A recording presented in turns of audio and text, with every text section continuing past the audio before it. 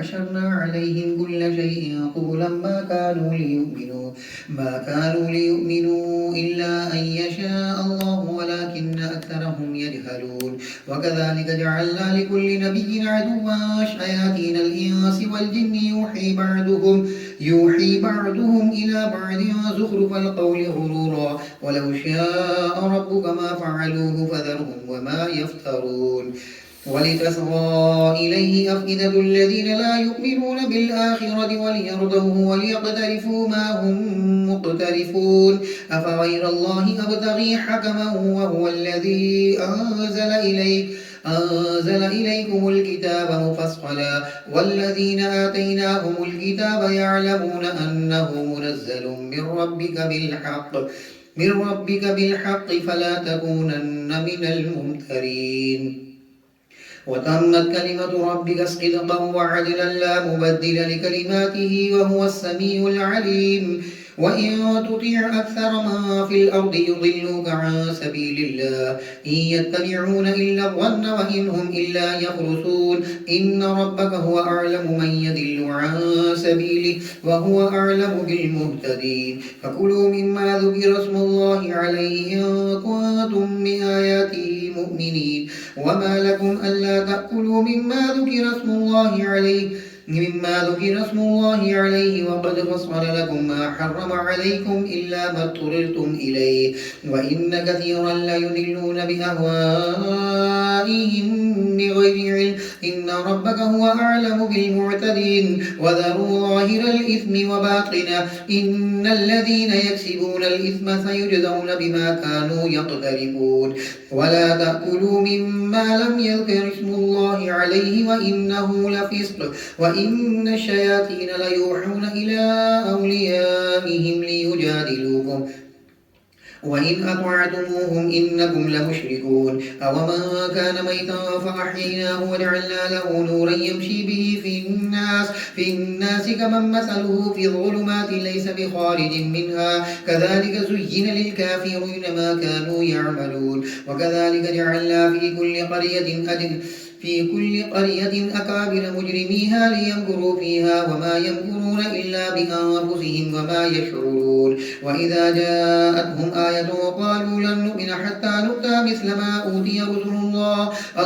أعلم حيث يجعل رسالته سيصيب الذين أجرموا صغار عياذ الله وعذاب شديد بما كانوا يمكرون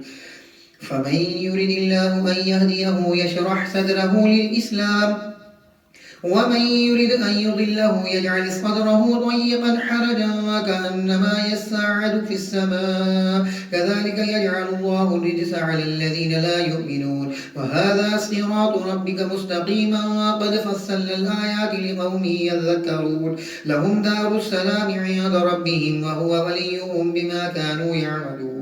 ويوم يحشرهم جميعا يا معشر الجن قد استكثرتم من الإنس وقال أولياؤهم من الإنس ربنا استمتع بعضنا ببعض وبلغنا أجلنا الذي أجلت لنا قال النار مثواكم خالدين فيها إلا ما شاء الله إن ربك حكيم عليم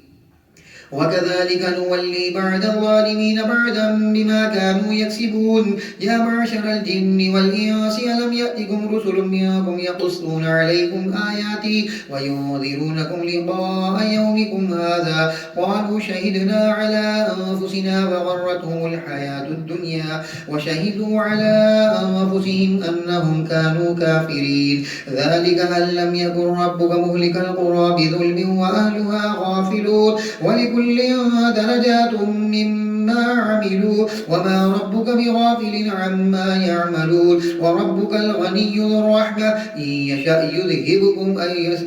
يشأ يذهبكم ويستخلف من بعدكم ما يشاء كما أنشأكم من ذرية قوم آخرين إنما توعدون لآت وما أنتم بمعجزين قل يا قوم اعملوا على مكانتكم إني عامل فسوف تعلمون من تكون له عاقبة الدار إنه لا يفلح الظالمون وجعلوا لله مما ذرأ من الحرث والأنعام نصيبا فقالوا هذا لله بزعمهم وهذا لشركائنا فما كان لشركائهم فلا يصل إلى الله وما كان لله فهو يصل إلى شركائهم ساء ما يحكمون. وكذلك زين لكثير من المشركين قتل أولادهم شركاؤهم ليردوهم وليلبسوا عليهم دينهم ولو شاء الله ما فعلوه فذرهم وما يفترون. وقالوا هذه أنعام وحرث حجر لا يطعمها إلا من نشاء بزعمهم وأنعام حرمت ظهورها وأنعام لا يذكرون اسم الله عليها افتراء عليه سيجزيهم بما كانوا يفترون. وقالوا ما في بطون هذه الأنعام خالصة لذكورنا ومحرم على أزواجنا وإن يكن ميتة فهم فيه شركاء سيجزيهم وصفهم إنه حكيم عليم. قد خسر الذين قتلوا أولادهم سفها بغير علم وحرموا ما رزقهم الله افتراء على الله قد ضلوا وما كانوا مهتدين. وهو الذي أنشأ جنات معروشات وغير معروشات والنخل وزرع مختلفا أكله والزيتون والرمان متشابها وغير متشابه كلوا من ثمره إذا أثمر وآتوا حقه يوم حصاده ولا تسرفوا إنه لا يحب المسرفين. ومن الأنعام حمولة وفرشا كلوا مما رزقكم الله ولا تتبعوا خطوات الشيطان إنه لكم عدو مبين. 8 أزواج من الضأن 2 ومن المعز 2 قل الذكرين حرم أم الأنثيين أما اشتملت عليه أرحام الأنثيين نبئوني بعلم إن كنتم صادقين. ومن الإبل 2 ومن البقر 2 قل الذكرين حرم أم الأنثيين أما اشتملت عليه أرحام الأنثيين أم كنتم شهداء إذ وصاكم الله بهذا فمن أظلم ممن افترى على الله كذبا ليضل الناس بغير علم إن الله لا يهدي القوم الظالمين. قل لا أجد فيما أوحي إلي محرما على طاعم يطعمه إلا أن يكون ميتا أو دما مسفوحا أو لحم خنزير فإنه رجس أو فسقا أهل لغير الله به فمن اضطر غير باغ ولا عاد فإن ربك غفور رحيم. وعلى الذين هادوا حرمنا كل ذي ظفر ومن البقر والغنم حرمنا عليهم شحومهما إلا ما حملت ظهورهما أو الحوايا أو ما اختلط بعظم ذلك جزيناهم ببغيهم وإنا لصادقون. فإن كذبوك فقل ربكم ذو رحمة واسعة ولا يرد بأسه عن القوم المجرمين. سيقول الذين أشركوا لو شاء الله ما أشركنا ولا آباؤنا ولا حرمنا من شيء كذلك كذب الذين من قبلهم حتى ذاقوا بأسنا. قل هل عندكم من علم فتخرجوه لنا إن تتبعون إلا الظن وإن أنتم إلا تخرصون. قل فلله الحجة البالغة فلو شاء لهداكم أجمعين. قل هلم شهداءكم الذين يشهدون أن الله حرم هذا فإن شهدوا فلا تشهد معهم ولا تتبع أهواء الذين كذبوا بآياتنا والذين لا يؤمنون بالآخرة وهم بربهم يعدلون.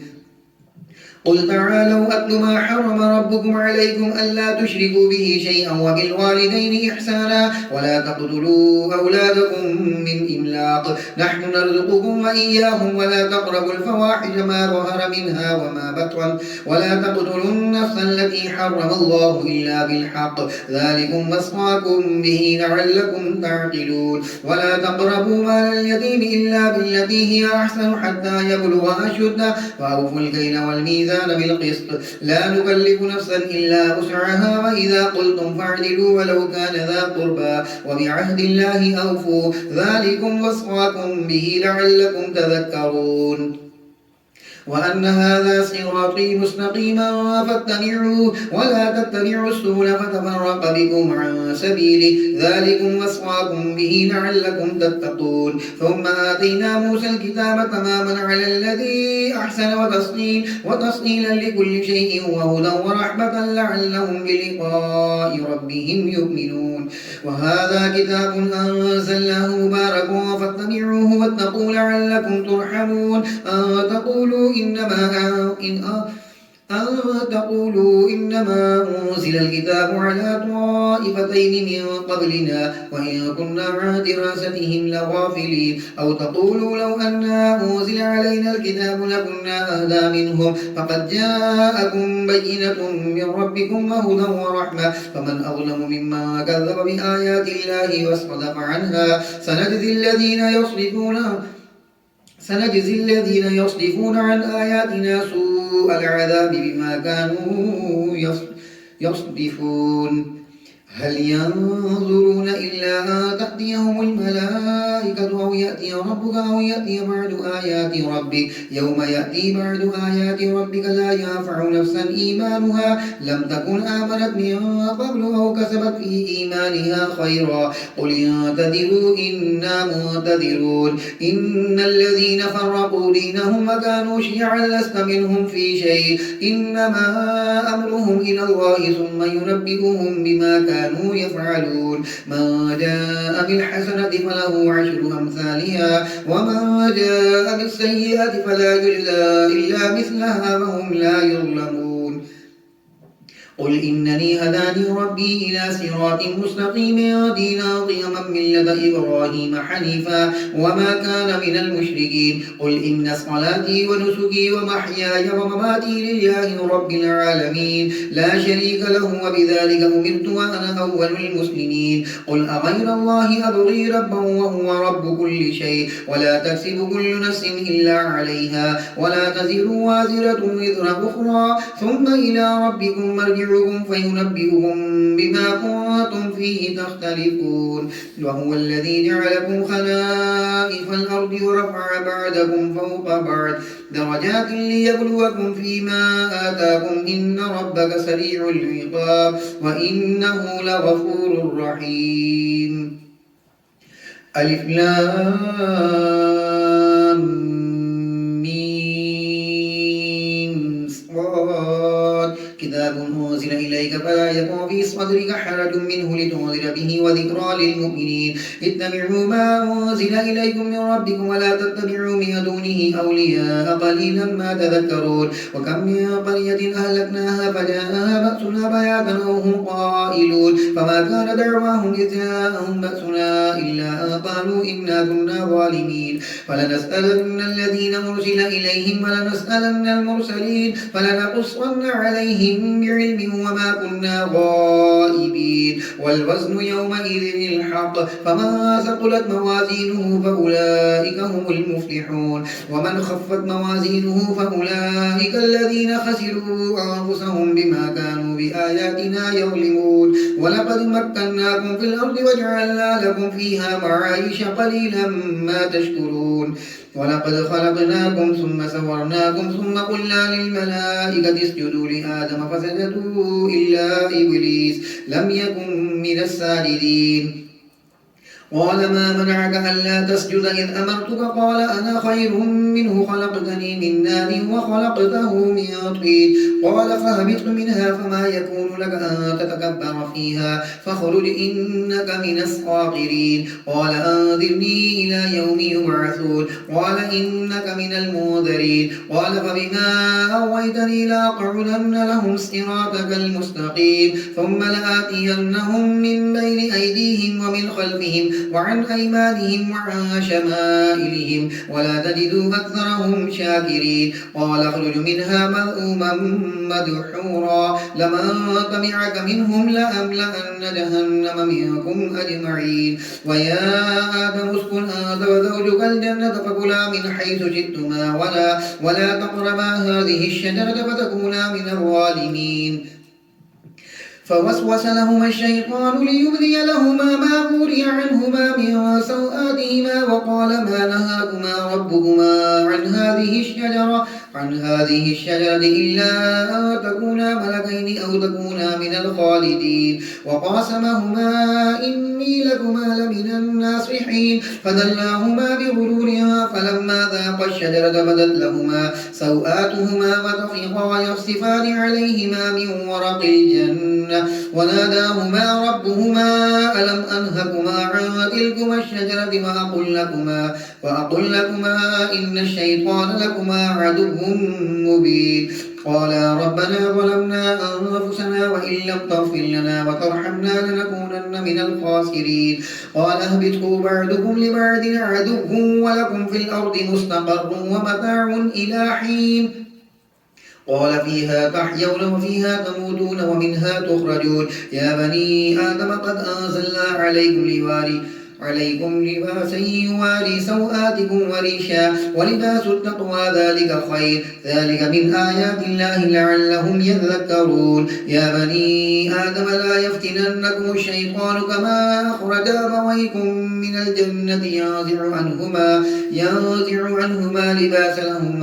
لباسهما ليريهما سوآتهما إنه يراكم هو وقبيله من حيث لا ترونهم إنا جعلنا الشياطين أولياء للذين لا يؤمنون وإذا فعلوا فاحشة قالوا وجدنا عليها آباءنا والله أمرنا بها قل إن الله لا يأمر بالفحشاء فتقولون على الله ما لا تعلمون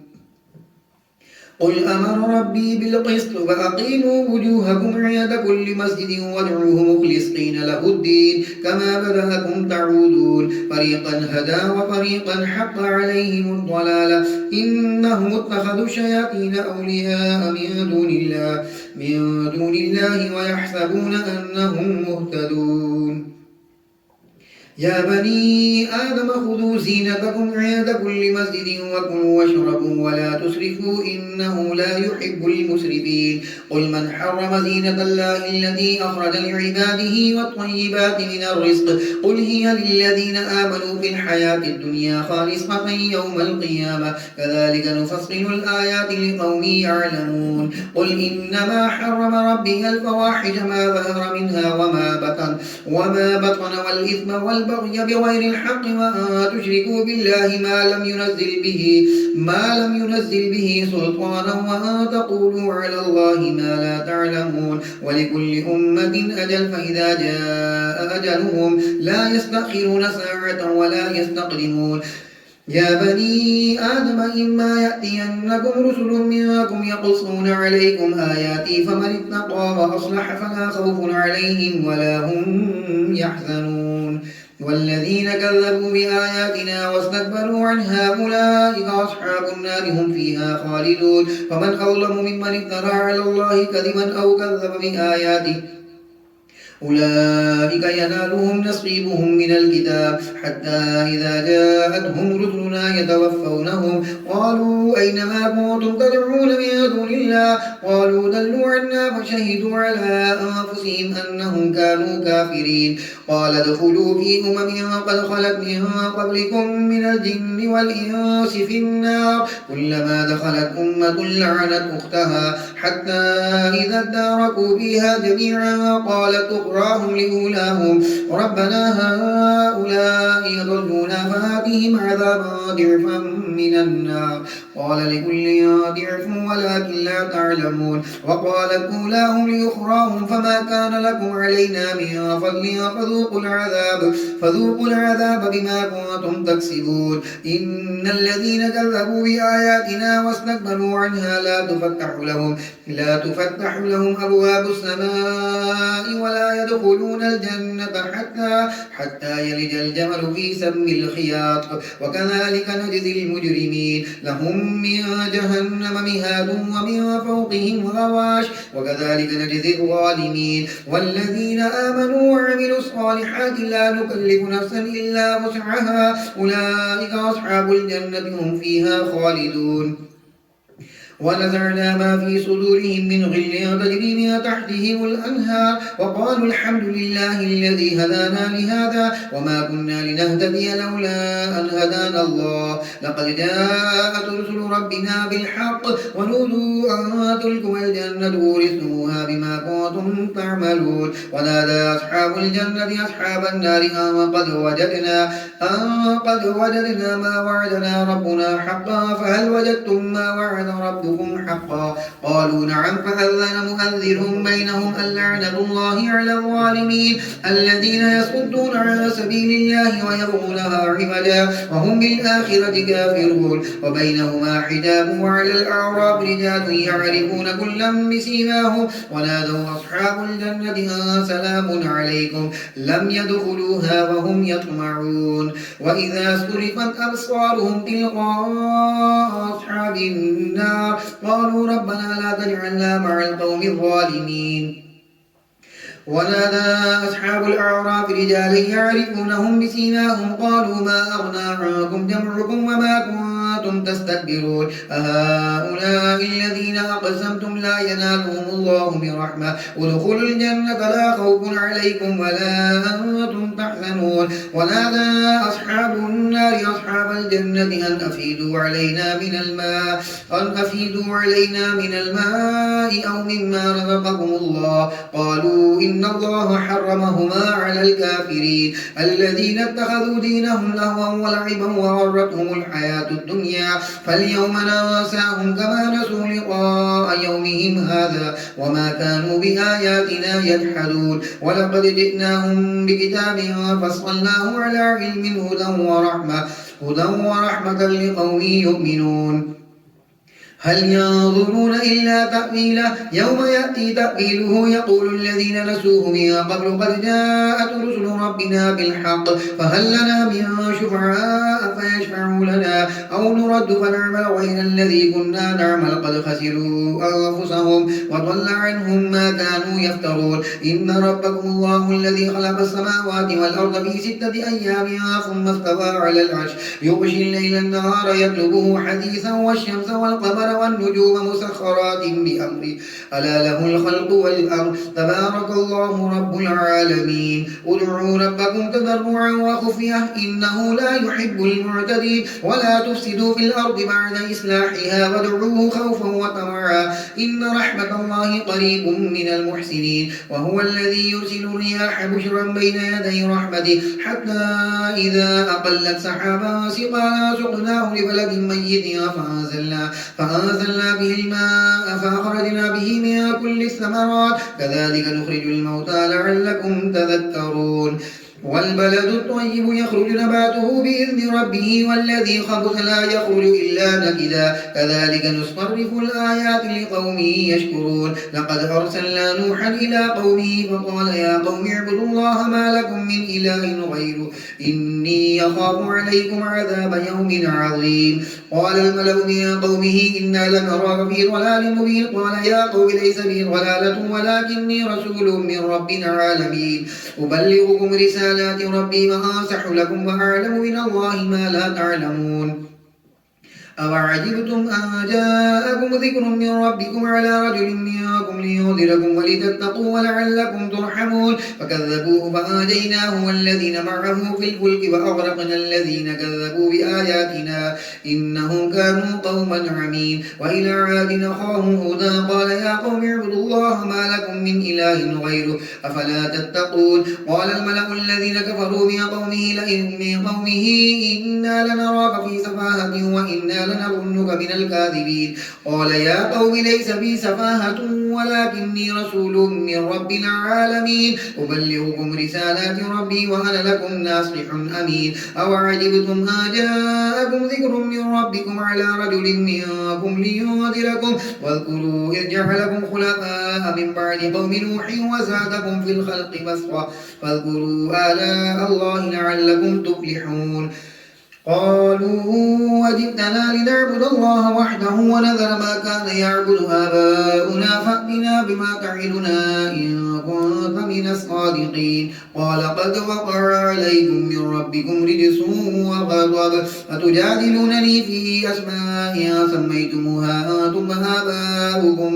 وآباؤكم ما نزل الله بها من سلطان فانتظروا إني معكم من المنتظرين فآتيناه والذين معه برحمة منا وقطعنا دابر الذين كذبوا بآياتنا وما كانوا مؤمنين وإلى ثمود أخاهم صالحا قال يا قوم اعبدوا الله ما لكم من إله غيره قد جاءتكم بينة من ربكم هذه ناقة الله لكم آية فذروها تأكل في أرض الله ولا تمسوها بسوء فيأخذكم عذاب أليم واذكروا إذ جعلكم خلفاء من بعد